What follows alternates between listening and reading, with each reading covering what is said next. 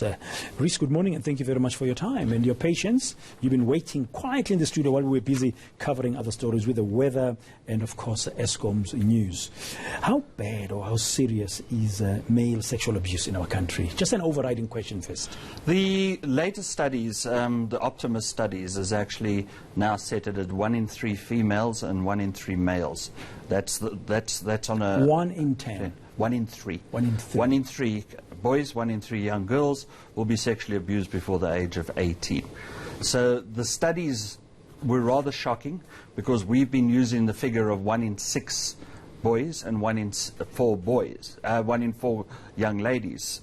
But you found that it's similar, 1 in 3 Yeah. on both boy child and girl child. By the particular age, they would have been sexually abused. And the problem is that the young boys, as you said, are suffering in silence for so many years. I mean, we get the young boys who are sexually abused come to our organization sometimes 20 or 30 years after the event.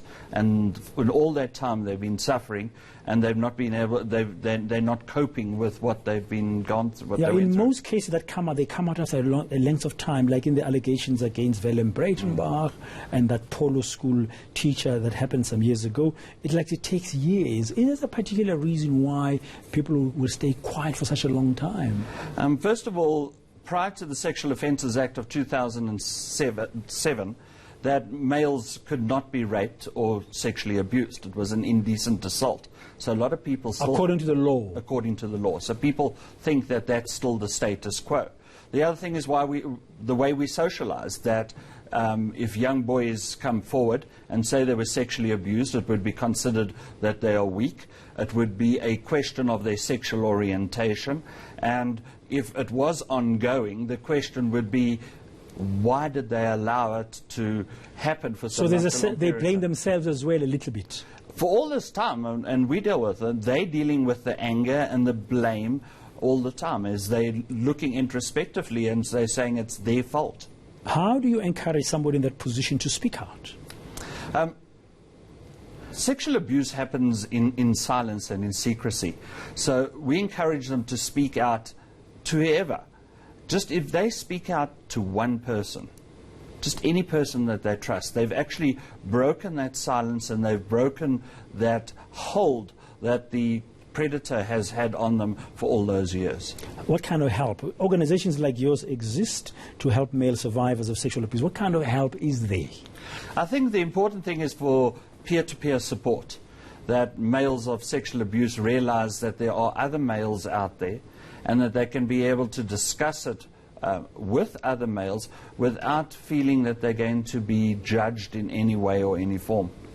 And then do you offer help like counseling? Do you help people manage to recover that? Because I would guess once that anger comes out, once you've broken that silence after so many years, you really need to be able to be assisted in how you manage going forward.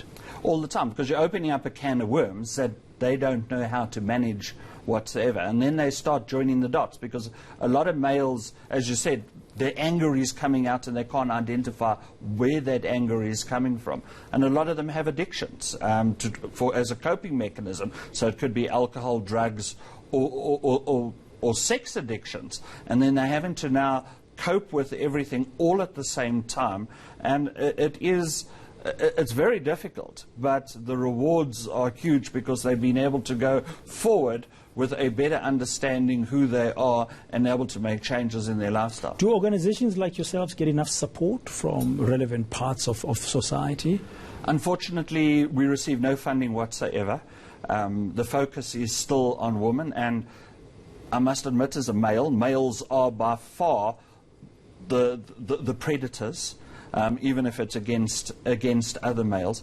But the disappointing thing for us is, like in 16 Days of Activism, we say women and children, but using the women and children, we only think of the girl child, and we don't think of the boy child. And that's important for us, because going forward, we actually have to heal our men so that we can seriously start addressing gender-based violence. Yeah, during the protests we saw in the country after the murder of Winnie Mkhwejana, the student in the post office in Cape Town, I made a comment in starting one of my programs that week where I said, as much as we're giving attention to the girl child, we must not forget the boy child. So I guess the message from your organization is that in the home, where it all begins, focus as much on the boy child as you do on the girl child. We need to have the same conversations with the boy child as we do with the girl child. And we actually have to start looking at ourselves as a society and say, how are we socializing our young boys?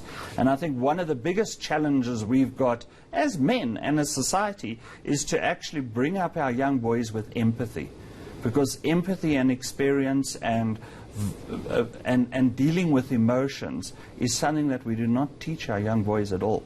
Yeah, boys don't not have to cry. You must be strong. That kind of stuff that we grew up with. Thank you very much, Reese. That's Reese Mann.